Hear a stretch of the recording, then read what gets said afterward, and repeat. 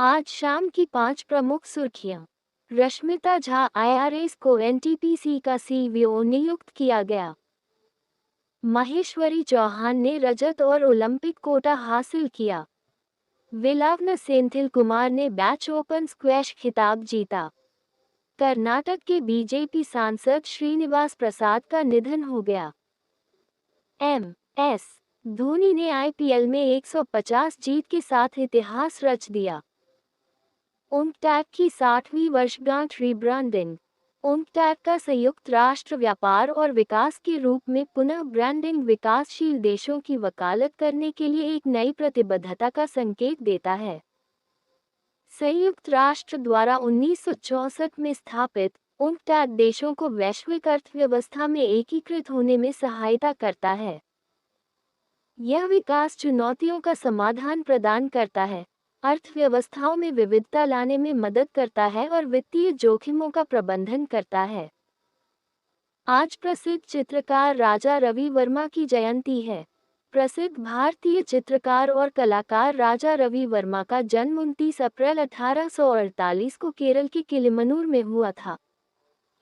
वह पहले भारतीय कलाकारों में से एक थे जिन्होंने तेल ऑयल पेंट का उपयोग किया और अपने कार्य की लिथोग्राफिक पुनरुत्पादन की कला में महारत हासिल की।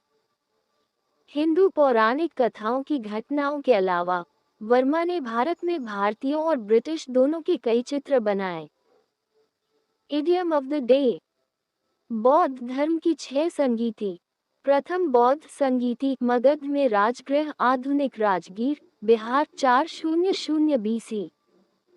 द्वितीय बौद्ध संगीति वैशाली 383 BC।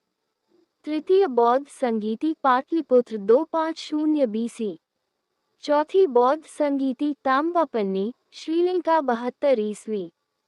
पांचवी बौद्ध संगीति मांडले बर्मा 1871 ईस्वी। छठी बौद्ध संगीति रंगून बर्मा 1954 ईस्वी। जंगल की आग से नैनीताल का 33 हेक्टेयर से अधिक जंगल नष्ट हो गया। भारतीय सेना और वायुसेना के हेलीकॉप्टर जंगल की आग को नियंत्रित करने में सहायता कर रहे हैं। भारतीय वायुसेना ने अग्निशमन प्रयासों में सहायता के लिए Mi-17 हेलीकॉप्टर तैनात किए हैं। ये हेलीकॉप्टर आग की लपटों को बुझाने के लिए भीमताल झील से पानी ले रहे हैं। पिछले वर्ष 1 नवंबर से अब तक उत्तराखंड में जंगल में आग लगने की कुल 575 घटनाएं सामने आई हैं, जिससे 689.89 हेक्टेयर वन क्षेत्र प्रभावित हुआ है। रश्मिता झा आईआरएस को एनटीपीसी का सीईओ नियुक्त किया गया। रश्मिता झा आईआरएस को एनटीपीसी लिमिटेड का मुख्य सतर्कता अधिकारी सीईओ नियुक्त किया गया है।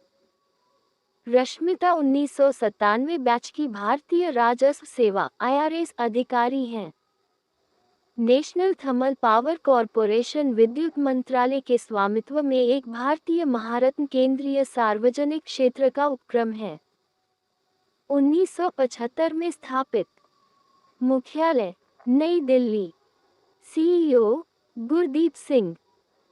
यूनेस्को ने लैंगिक रूढ़िवादिता में सोशल मीडिया की भूमिका को चिन्हित किया।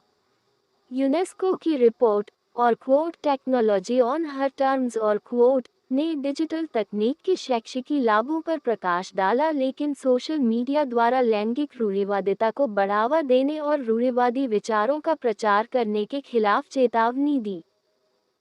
इसमें उपयोगकर्ता की गोपनीयता के उल्लंघन, पढ़ाई से संभावित ध्यान भटकने और साइबरबुलिंग के बढ़ते जोखिम पर चिंताओं का उल्लेख किया गया है। यूनेस्को मुख्यालय पेरिस, फ्रांस। महानिदेशक ऑड्रे अजोले। महेश्वरी चौहान ने रजत और ओलंपिक कोटा हासिल किया। महेश्वरी चौहान ने दोहा में शॉटगन ओलंपिक क्वालिफायर में महिलाओं की स्कीट में रजत पदक जीतकर भारत के लिए 21वां ओलंपिक कोटा हासिल किया।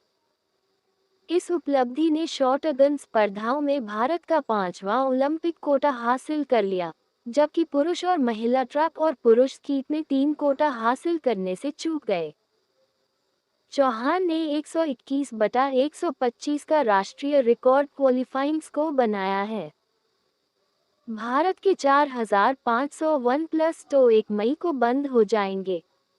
कई मोबाइल रिटेल श्रृंखलाओं ने स्मार्टफोन ब्रांड के साथ अनसुलझे मुद्दों के कारण 1 मई से वनप्लस उपकरणों की बिक्री बंद करने की घोषणा की है। कंपनी ने रिटेल चेन से जुड़े मुद्दों को स्वीकार किया है। वनप्लस के संस्थापक पीट लाउ कार्ल पे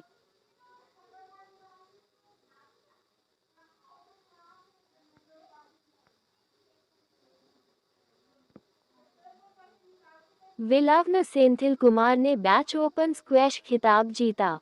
विलावना सेंथिल कुमार ने पेरिस में बैच ओपन चैलेंजर में फ्रांस के मेलवल साइनेमेनिको को हराकर अपना 8वां प्रोफेशनल स्क्वैश एसोसिएशन PSA खिताब जीता है। 26 वर्षीय भारतीय स्क्वैश सेंथिल कुमार ने 29 अप्रैल को फाइनल में अपनी जीत के लिए $12,000 का नकद पुरस्कार जीता है। इस जीत ने पेशेवर स्क्वैश जगत में वेलावना की बढ़ती स्थिति पर जोर दिया है। कर्नाटक के बीजेपी सांसद श्रीनिवास प्रसाद का निधन हो गया। भाजपा सांसद और पूर्व केंद्रीय मंत्री वी श्रीनिवास प्रसाद का बेंगलुरु के एक अस्पताल में निधन हो गया। 76 वर्षीय, जो 1999-2004 तक अटल बिहारी वाजपेयी के नेतृत्व में केंद्रीय मंत्री थे, ने अपने आखिरी 4 दिन ICU में बिताए। 7 बार सांसद के रूप में चामराजनगर का प्रतिनिधित्व करने वाले प्रसाद अपने पीछे एक महत्वपूर्ण राजनीतिक विरासत छोड़ गए हैं। श्रीलंका वाहन आयात प्रतिबंध हटाएगा। आर्थिक विकास को प्रोत्साहित करने के लिए श्रीलंका वाहन आयात प्रतिबंध हटाने पर विचार कर रहा है। यह विचार श्रीलंका द्वारा 2022 में आए आर्थिक उथल-पुथल के जवाब में वाहन आयात पर प्रतिबंध लागू करने के बाद आया। श्रीलंका की राजधानियां कोलंबो, श्री जयवर्धनेपुरा कोटे। मुद्रा श्रीलंकाई रुपया। आधिकारिक भाषाएं सिंहली तमिल। राष्ट्रपति रानिल विक्रमसिंघे। केन्या के मवानिकी और लिलियन ने TCS वर्ल्ड 10 के बेंगलुरु में सम्मान हासिल किया। केन्याई धावक पीटर मवानिकी और लिलियन कासेट ने 16वें TCS वर्ल्ड 10 के बेंगलुरु में क्रमशः 28:15 और 30:56 के समय के साथ पुरुष और महिला खिताब जीते। नए मार्ग पर इवेंट आयोजन रिकॉर्ड नहीं तोड़ने के बावजूद उनकी जीत प्रतिद्वंद्वियों हिलेरी चेपकोनी और इमैक्युलेट अचोल पर महत्वपूर्ण बढ़त के साथ हासिल की गई। MS धोनी ने IPL में 150 जीत के साथ इतिहास रच दिया। MS धोनी ने अपनी 150वीं IPL जीत हासिल की, जिससे चेन्नई सुपर किंग्स ने सनराइजर्स हैदराबाद पर 78 रनों से जीत हासिल की, जिससे CSK अंक तालिका में तीसरे स्थान पर पहुंच गई।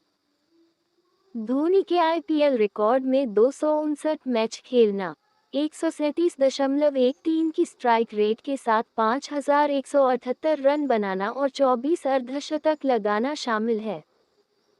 उन्हें मिले पुरस्कार पद्म भूषण 2018, पद्मश्री 2009, मेजर ध्यानचंद खेल रत्न पुरस्कार 2008। एशियाई U20 एथलेटिक्स चैंपियनशिप में भारत चमका। लक्षिता विनोद सेंडलिया और श्रिया राजेश ने दुबई में 21वीं एशियाई U20 एथलेटिक्स में महिलाओं की 800 मीटर और 400 मीटर बाधा दौड़ में क्रमशः रजत और कांस्य पदक जीता। जैसे जैसे प्रतियोगिता आगे बढ़ती है, देश को और अधिक पदकों की उम्मीद है, जो एक मजबूत प्रदर्शन को उजागर करता है। एशियाई U20 एथलेटिक्स चैंपियनशिप वर्तमान में एशियाई एथलेटिक्स एसोसिएशन द्वारा आयोजित की जाती है।